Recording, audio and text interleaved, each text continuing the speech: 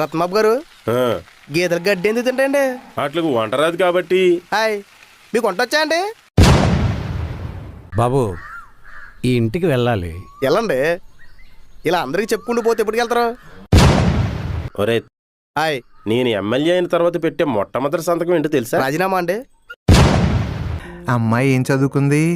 Engineering. పెద్ద చదువు అండి. రే, అమ్మాయిని ఏమైనా అడగాలంటే అడగరా? ఇంపార్టెంట్ క్వశ్చన్లు అడగండి, చదువుకొని సాలలేదు కదా. ఒరే గడబాబు, మా ఇంట్లో టీవీ రావట్లేదురా. తాడుగట్లాగే పల్టీలు కొట్టుకుంటూ గుమ్మం దాకా వచ్చేది. వీడికి ఈ మధ్యన పెళ్లి కుదిరింది. ఆడా మగా? మా మాయ కూతుర్నే చేసుకుంటున్నాను అత్త. అయ్యో పాపం, ఆ పిల్లకేం పోయే కాలం. బావా, మీ అక్క పెప్సిడెంట్ వాడుతుందా కోల్గేట్ వాడుతుందా? ఈ అప్పల్లా కాదు సార్, ఇది చాలా ఇంపార్టెంట్ లైఫ్ ఇన్సూరెన్స్ ప్లాన్ అండి. మీరు చచ్చిపోతే డబ్బులు వస్తాయి. అలాగేనండి, నేను చచ్చిపోగానే ఫోన్ చేస్తాను, వచ్చి డబ్బులు ఇచ్చేయండి. నాకు కూడా ఇలాంటి రాంగ్ కాల్స్ వచ్చినాయి. లాటరీ తగిలిందని ఫోన్ చేశారు. పొరపాటున తగిలింది కాబట్టి సారీ చెప్పమన్నాను. ఇంకోసారి చూసుకోకుండా తగిలితే గోబ చిట్లు పోద్దని డెడ్లీ వార్నింగ్ ఇచ్చాను. మా ఇంట్లో కరెంటు పోయిందిరా. గట్టిగా బతులా అండి వచ్చేద్ది.